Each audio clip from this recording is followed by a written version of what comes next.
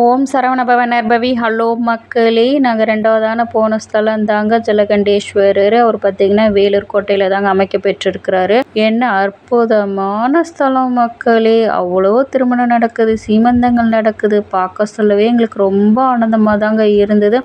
திருமண மண்டபங்கள் அமைக்க பெற்று இருக்குங்க. மண்டபங்கள் ஒவ்வொரு தூணுலையும் ஒவ்வொரு சிற்பக்கலைகள் அவ்வளோ அற்புதமாக செதுக்கியிருக்கிறாங்க மக்களே.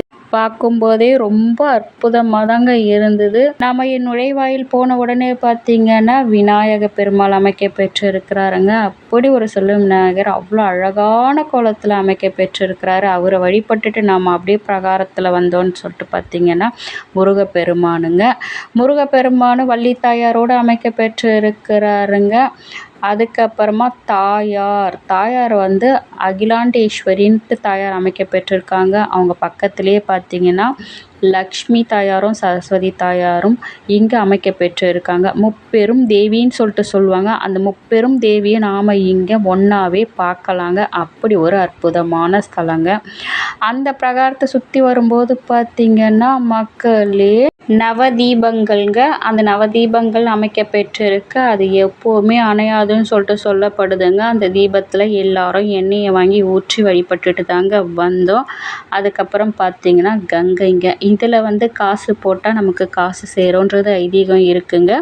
நானும் அதில் காசு போட்டுட்டு தாங்க வந்திருப்போம் மக்களே. பாருங்கள், நாங்கள் போனது ஞாயிற்றுக்கிழமைங்க. ஞாயிற்றுக்கிழமையில் சூரிய பகவான் ஒளியோடு சேர்ந்த அற்புத நிகழ்வுங்க எனக்கு கிடச்சிது. அதே நான் உங்களுக்கு வீடியோவில் அப்லோட் பண்ணியிருப்பேன் பாருங்கள். அதுக்கப்புறமா நான் காசை போட்டுட்டு அந்த கிணற்று நீர் வந்து கங்கை நீருங்க. அதில் இருந்து சிவபெருமான் எடுக்கப்பட்டதாக ஒரு ஐதீகம் இருக்குங்க. அந்த லிங்க வடிவில் இருக்கிறவர் தாங்க நம்ம காசி விஸ்வநாதருக்கு நிகராக வச்சு அந்த இடத்துல தண்ணி தீர்த்தம் வாங்கி நாம் அவர் அபிஷேகம் பண்ணுற வழிபாட்டு முறை அந்த ஸ்தலத்தில் ரொம்ப அற்புதமாக நடக்குதுங்க. அந்த வழிபாட்டு முறையை நான் செஞ்சுட்டு தாங்க வந்தேன். ஏன்னா வீடியோ எடுக்க முடியாது என்னால். அதுவும் செஞ்சுட்டு தாங்க வந்தேன். அப்படிப்பட்ட அற்புதமான ஸ்தலங்க. இன்னொரு அற்புதமாக அங்கே இருக்குங்க. ஆதிசங்கரர் சிலையும் அங்கே உருவமைக்கப்பட்டு இருக்குங்க. பட்டினத்தாரும் அங்கே வந்து படமாக மாட்ட பெற்று இருக்கு. அவரையும் வழிபாடு பண்ணுறது ரொம்ப ரொம்ப அற்புத மக்களே. பட்டினத்தார் ஆதிசங்கரர் பார்த்ததே பெரும் பாக்கியம்னு சொல்லிட்டு சொல்லணுங்க. அப்படி ஒரு பாக்கியம் அந்த ஸ்தலத்தில் இருக்குது. பாருங்கள் மக்களே, சீமந்தங்கள்லாம் பண்ணிட்டு தான் இருந்தாங்க. 63 நாயன்மார்கள் அமைக்க பெற்றிருந்தாங்கங்க. கன்னிமார்களும் அங்கே அமைக்க பெற்றிருந்தாங்க. அப்படிப்பட்ட அற்புதமான ஸ்தலங்க. இது வந்து ஜலகண்டேஸ்வரர் மூலவராக இருக்கிறாருங்க. அவரை பார்த்துட்டு நாம் பிரகாரத்தை சுற்றி வரும்போது இவங்களெல்லாம் பார்த்துட்டு வரலாம் மக்களே. அப்படிப்பட்ட அற்புதமான ஸ்தலங்க.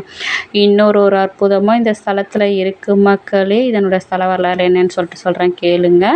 இந்த பகுதியில் சப்த ரிஷிகளில் ஒருத்தரான அத்ரின்றவர் தாங்க சிவபெருமானை வழிபட்டுன்னு வந்திருக்கிறாரு லிங்க ரூபத்தில்.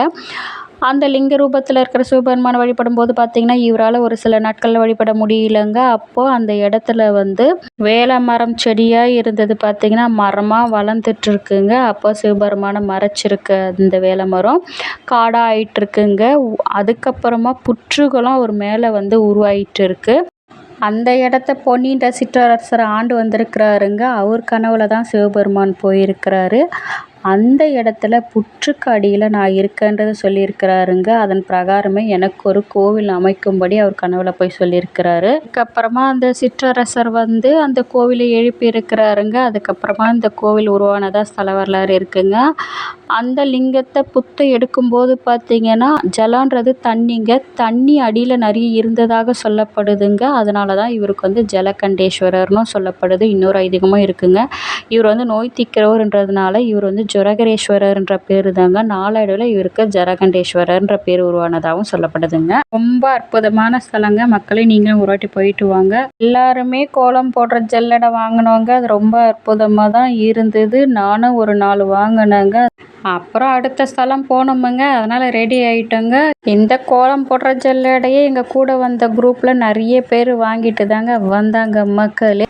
அடுத்து பார்த்தீங்கன்னா வந்து ஹார்ஸ் வெஹிக்கலுங்க சின்ன குழந்தைங்களுக்கு 50 ரூபாயாங்க. இது ரவுண்ட்ஸ் போகலாம். பெரியவங்களுக்கு 100 ரூபாயாங்க. அங்கே நாங்கள் யாரும் போகலைங்க. ஏன்னா அடுத்தடுத்த ஸ்தலம் போகணுன்றதுனால நாங்கள் கிளம்பிட்டோங்க. மக்களே, நான் போடுற இந்த வீடியோலாம் உங்களுக்கு பிடிச்சிருந்தேன்னா லைக் பண்ணுங்கள், ஷேர் பண்ணுங்கள், மறக்காம சேனல் சப்ஸ்கிரைப் பண்ணிவிடுங்க மக்களே. பாய். அடுத்த ஒரு நல்ல வீடியோவில் உங்களை நான் சந்திக்கிறேன். வெற்றிவேல் முருகனுக்கு அரோகரா. வேலும் மயிலும் சேவலும் துணை. ஓம் நமச்சிவாய், ஓம் நமச்சிவாய், ஓம் நமச்சிவாய்.